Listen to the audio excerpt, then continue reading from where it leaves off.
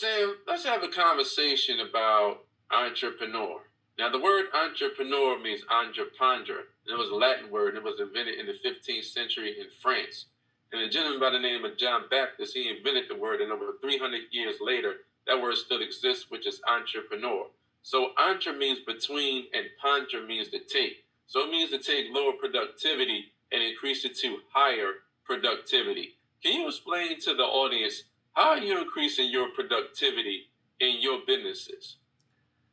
Interesting. I've never heard it that way. I'm on a huge like trip right now about time efficiency and leverage. I wrote a planner, and I'm an advocate of planning, right? So, every day if you open up my planner, you're gonna see I've mapped out like what I'm doing today. So like today, book flights is on there. Like I know what's happening. And what happens is I think an entrepreneur where they don't increase productivity is they are wearing too many hats, and they're ending up being busy versus productive. And they're ending up trying to juggle $15 an hour tasks when their value is probably $1,000 an hour value that they need to be doing. So I call this time value paranoia, meaning you're worth $1,000 an hour because if you go close a big client, or if you go get a XYZ, you're making $1,000 an hour or whatever the number is.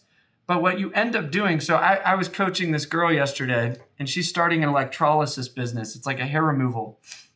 And I sit down and she's like, look at these business card samples. And I look at her and I go, oh my gosh, this is the common pitfall most entrepreneurs fall into. And she's like, what do you mean?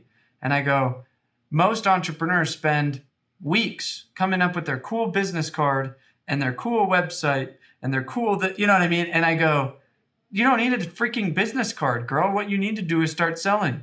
Like what you need to do is start like putting together like your plan to actually go execute and go make money. Like and what ends up happening, I'm like, I would rather pay somebody $5 to go figure out my business card problem instead of me spend 2 weeks figuring out my business card problem. And I'm using this as the analogy because, you're like, well, I already got my business card. I'm like, no, the point is whether it's sending emails. Yesterday, I literally gave my team my phone for 5 hours. It was so funny. This girl calls me. She's like, hey, how come you haven't texted me back? I was like, because I haven't had my phone in 5 hours. And she's like, what do you mean? And I was like, well, my team sent probably 60 text messages from my phone yesterday as me, pretending to be me, to different coaching clients.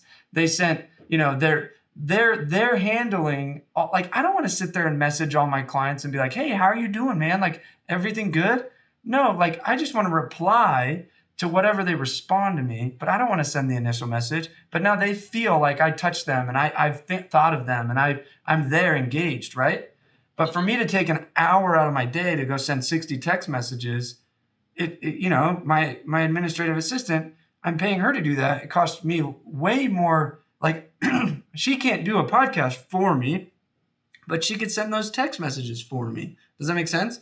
And so building team and leveraging time and saying, how am I doing everything today in the most high productive activity versus getting trapped in all of the meanest busy activities. And that's how you increase production, is you put the right people, the right seats on the bus, and you make sure you're leveraging those seats to their fullest capacity. That is absolutely true. You have to leverage what you currently have in your business. You have to express that to your team leaders as well as to your current clients.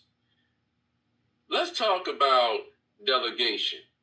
Now, the minimum wage of a millionaire is around $524 an hour. So I always tell my audience, what can you delegate for $524 an hour? Or you can go way beyond that. What can you delegate that's within your current budget? How important it is for entrepreneurs and business owners to delegate tasks out that they're not currently good at so they can just focus on increasing their revenues in their businesses? Great question.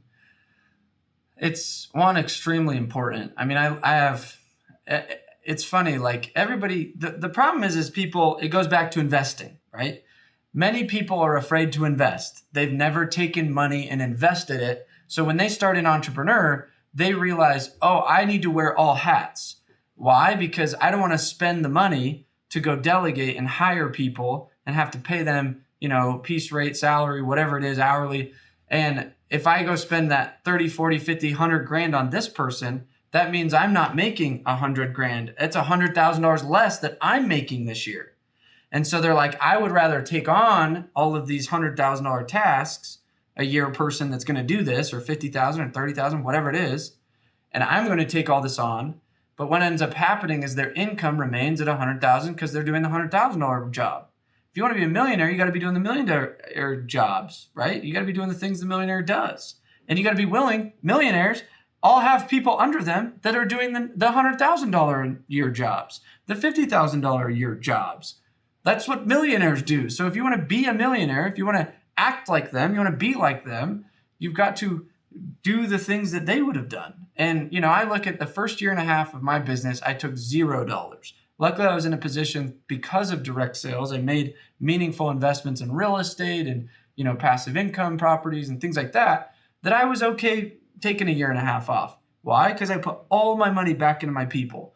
Now I have close to 40 employees.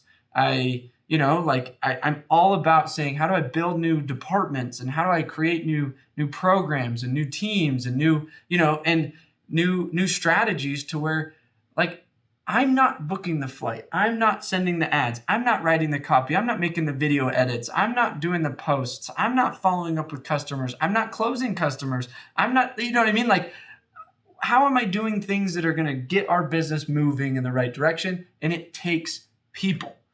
And the faster you learn that, and the faster you learn how to manage those people and delegate in the right way, a lot of people hire an administrative assistant, and then the administrative assistant, there's twiddling their thumbs, because just because you have the person doesn't mean you're actually leveraging the person and actually delegating it. You're still doing all the things, and she's over here or he's over here like, come on, like, I want stuff to do. And you're like, well, no, I got it. And you're like, you're not competent enough. It's like, trust and empower your people. Trust and empower your people, have a system of accountability and a scorecard, and let them run. Say, and if they can do it 80% as good as you, then let them do it. Nobody's going to do it 100% as good as you because they don't have your brain. They're not thinking the way you think. But if they can do it 80% as good as you, let them do it.